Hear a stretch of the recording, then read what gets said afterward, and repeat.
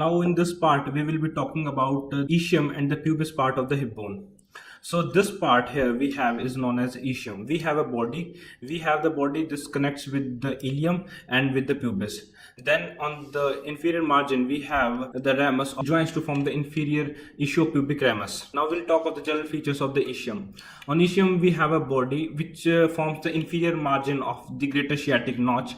Then we have this dentation, a triangular like structure known as ischial spine, which again continues as a lesser sciatic notch. So this lesser sciatic notch serves as a trochlea or a pulley like structure for the muscles which are originating on this bone. Then we have the ischial tuberosity. This roughened structure is known as the ischial tuberosity, and it's quite worth mentioning here that the most of the body's weight while in a sitting position is beared by this part. This is known as the ischial tuberosity. Then we have the ischiopubic ramus that forms a bar-like structure, and on the posterior side we have this forms the 2/5 part of the acetabulum. Other bone we have here now is the pubis.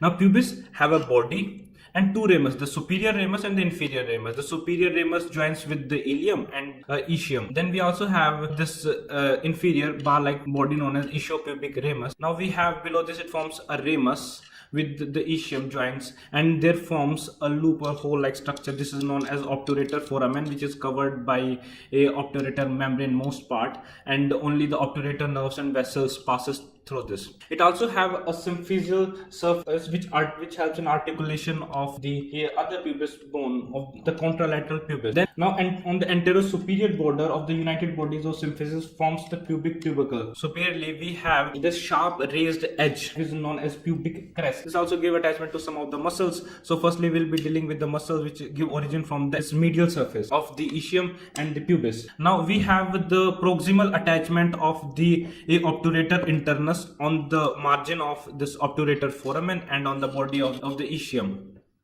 Then we have proximal attachment of the coccygeus and the levator ani, posterior fibers of the levator ani on the ischial spine. Then on the anterior surface on the pubic bone we have attachment of the levator ani anterior fibers.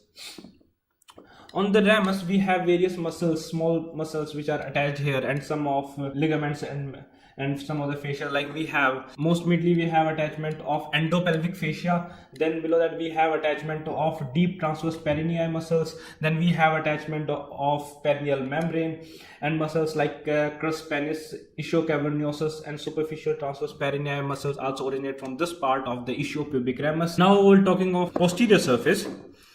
On the posterior surface we have acetabulum. This acetabulum, like we have 2/5 of the part is formed by the ischium and 1/5 is formed by the pubis. And we have here this where a smooth part is missing. This is known as acetabular notch. And now we're talking of the attachment on the. So firstly we begin with ischial tuberosity. On the ischial tuberosity most posteriorly we have attachment of semitendinosus. Here we have the attachment of semitendinosus. Then above this we have attachment of semimembranosus. Posterior to that we have attachment of quadratus femoris. Along the obturator foramen on the external surface we have attachment of obturator externus. Then on the ischiopubic ramus on the lateral side we have attachment of adductor magnus. We have attachment of adductor brevis and gracilis muscle. Now we will see attachment around the pubic tubercle. We have attachment of pectineus. Then we have attachment of adductor longus, pyramidalis and rectus abdominis. So these are the various muscles that were attached. Now we'll talk of the acetabulum. This basically acetabulum is a large cup-shaped cavity on the lateral aspect of the hip bone that articulates with the head of the femur to form the hip joint. All three bones, as we already have discussed, take part in